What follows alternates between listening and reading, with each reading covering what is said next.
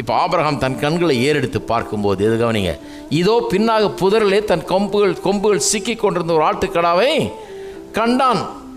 அப்பொழுது ஆபிரகாம் போய் கடாவை பிடித்து அதை தன் குமாரனுக்கு பதிலாக தகன பலியிட்டான். எல்லாம் சொல்லுங்க, பதிலாக.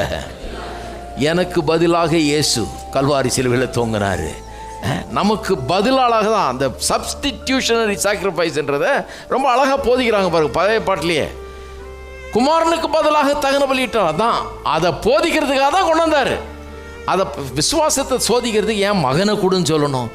ஏன்னா அப்போ தான் உன் மகன் வேணாம்ப்பா கொல்லாத, அதுக்கு பதிலாக என் மகனை தர்றேன்னு சொல்லும்போது தான் என்ன விளங்கும், சப்ஸ்டிடியூஷன்னா எனக்கு என்னன்னு விளங்கும். சப்ஸ்டிடியூஷன்னா என்ன, இந்த ஆளுக்கு பதிலாக இந்த ஆள், இந்த மகனுக்கு பதிலாக என் மகன், உன் மகனுக்கு பதிலாக என் மகன், உனக்கு பதிலாக நான். கல்வாரி சிலுவையிலிருந்து நடந்தது சப்ஸ்டிடியூஷன். எனக்கு பதிலாக தேவகுமாரன் அங்கே சிலுவையில் மரித்தார். என்ன அற்புதமான சத்தியம் பாருங்க.